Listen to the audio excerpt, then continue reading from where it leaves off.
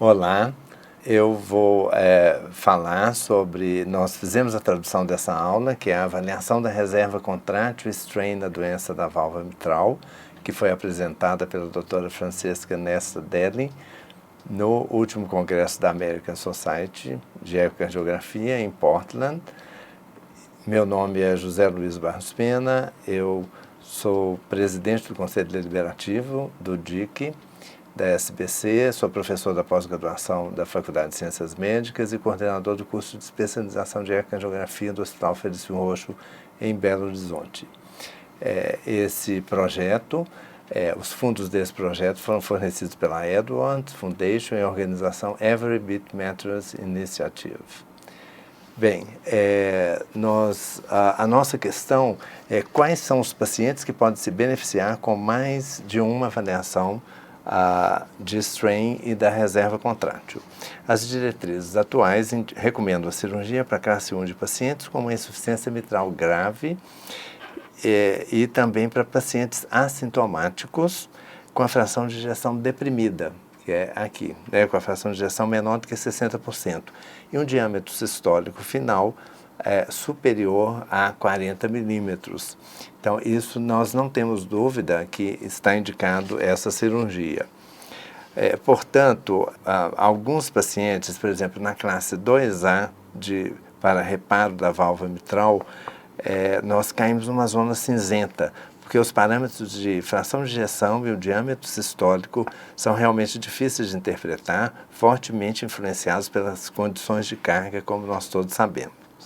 Assim, mesmo com um paciente com uma fração de ejeção acima de 60%, por exemplo, 63%, pode estar mascarando a disfunção sistólica subclínica devido à redução da pós-carga do VE num cenário de insuficiência mitral grave. Portanto, é crucial identificar a disfunção do VE em um estágio inicial e submeter o paciente à cirurgia para prevenir uma disfunção irreversível do ventrículo esquerdo, né?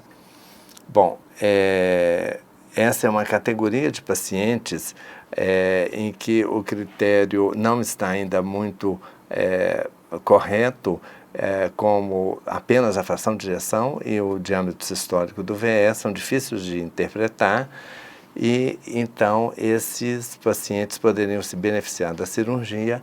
O strain surge como uma ferramenta para identificar a disfunção sistólica, a disfunção subclínica, e o strain é definido com a mudança fracional no comprimento de um segmento miocárdico.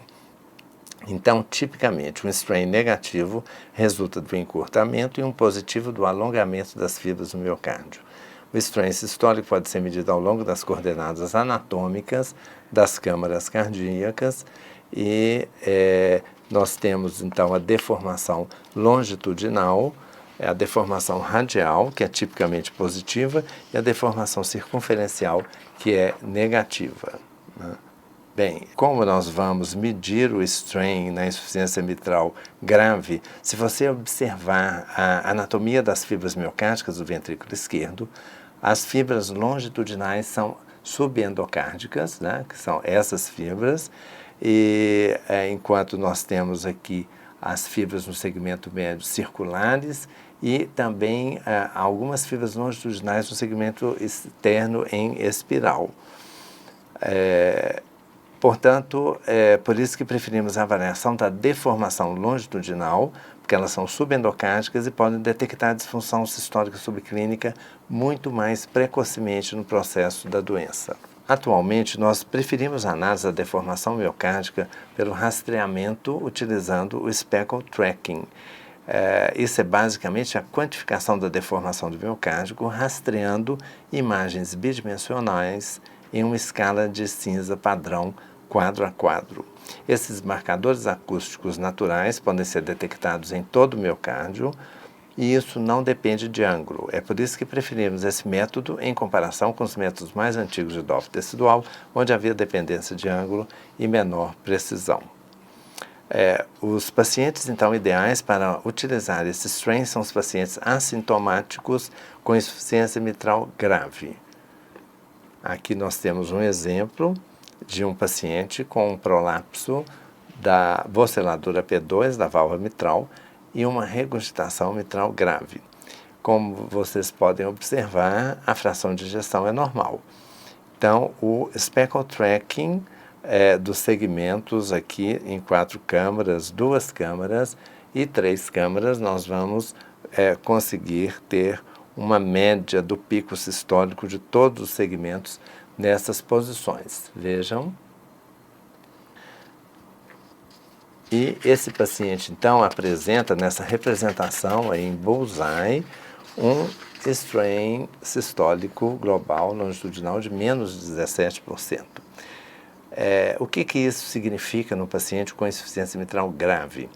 Em termos de prognóstico, essa medida do strain global longitudinal foi avaliado no subconjunto de pacientes com insuficiência mitral grave. Eles continuam a cirurgia, esse grupo identifica um ponto de corte do strain de menos 19,9%, que teve uma sensibilidade de 90% e uma especificidade de 79% em predizer a disfunção do VE a longo prazo.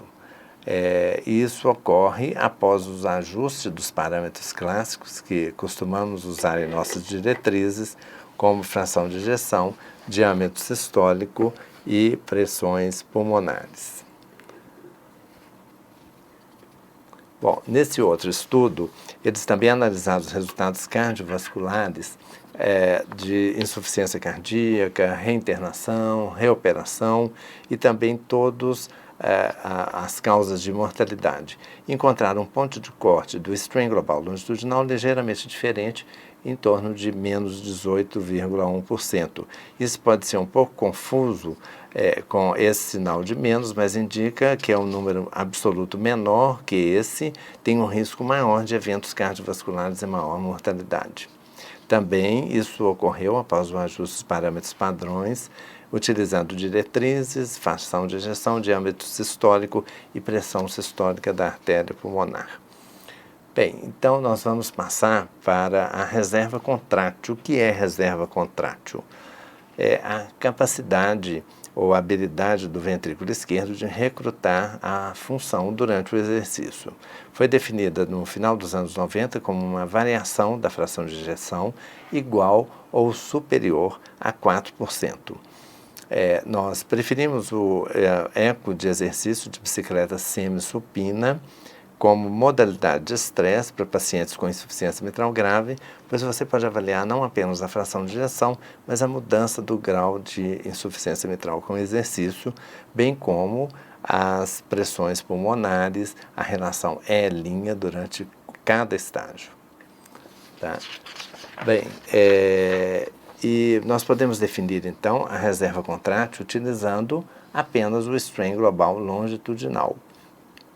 Isso foi feito inicialmente principalmente pelo Lancelot, pelo grupo da Bélgica. Esse artigo foi publicado em 2008. Eles identificaram a reserva contrátil do strain global longitudinal, observaram uma alteração do ponto de corte de 2%, fornecendo uma sensibilidade e especificidade de 92% e 70% para a previsão de disfunção do VE no pós-operatório, com uma área sobre a curva maior do que todos os outros parâmetros.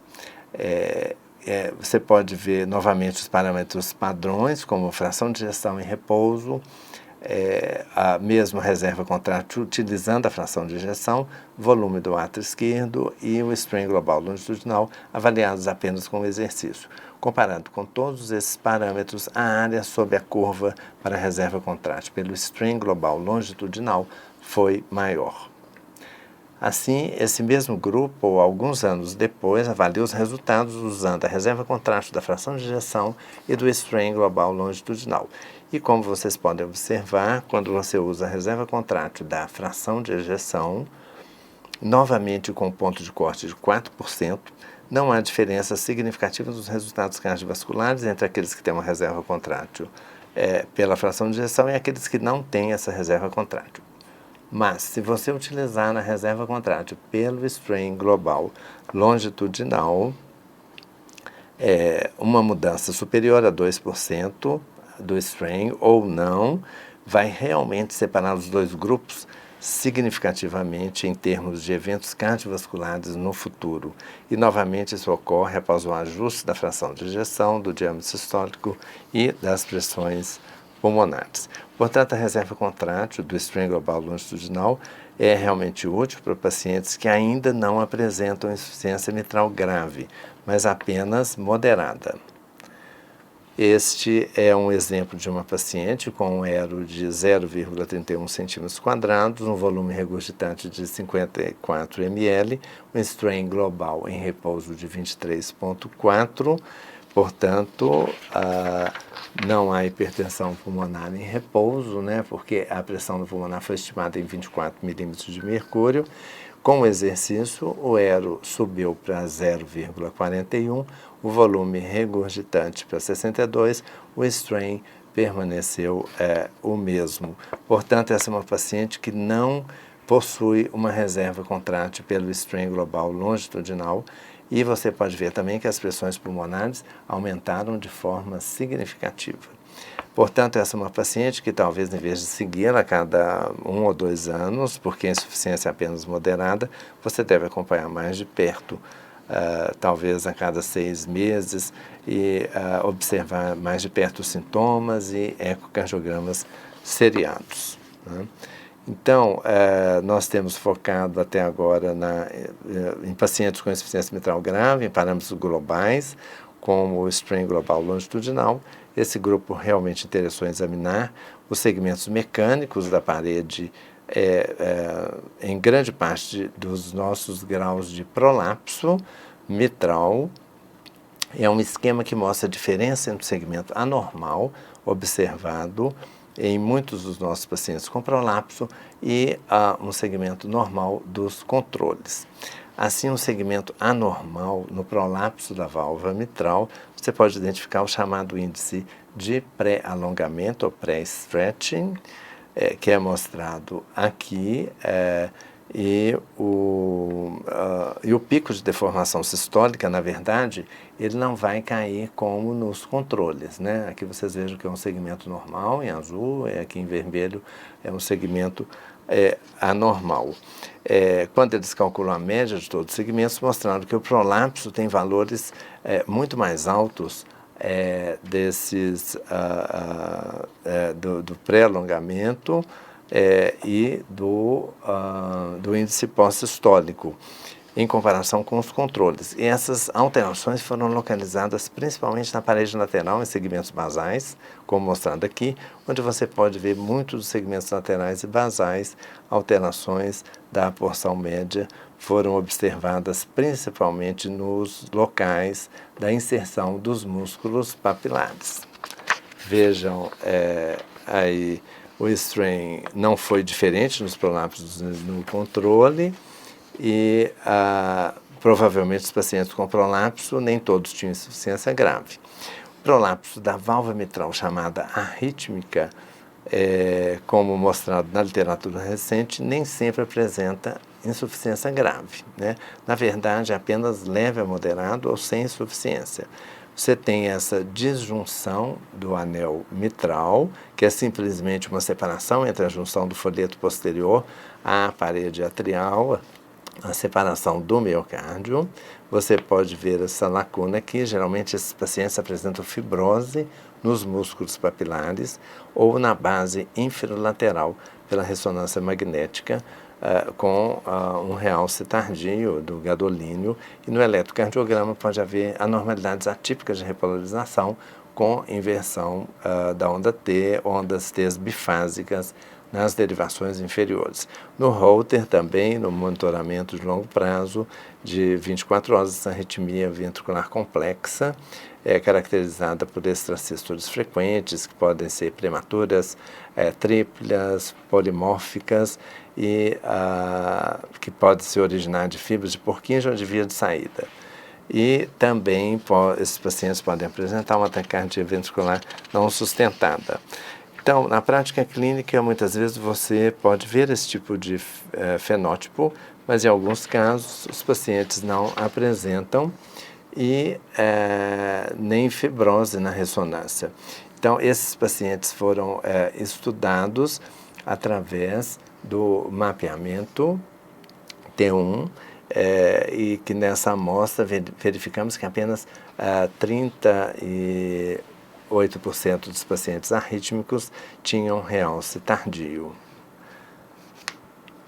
Bom, e tudo isso é o desvio padrão do tempo até atingir o pico. Portanto, o tempo entre o pico do complexo QRS e o pico da deformação sistólica, miocárdica, um desvio padrão de todos os segmentos nas 3 visões apicais. É uma medida de contração heterogênea do ventrículo que vai refletir a dispersão elétrica. Foi descrita em outras cardiomiopatias arritmogênicas, em cardiomiopatia dilatada idiopática, cardiomiopatia hipertrófica, displasia ritmogênica do ventrículo direito, mas nos casos de prolapso da válvula mitral arrítmica, nós também podemos encontrar esse tipo de gráfico. Os picos de strain sistólico heterogêneos caem em momentos diferentes em comparação ao prolapso da válvula mitral não arrítmico, onde não há essa heterogeneidade, todos caem ao mesmo tempo. Então, a dispersão mecânica estava acima, anormal em comparação com os controles, particularmente nos pacientes com arritmia ventricular.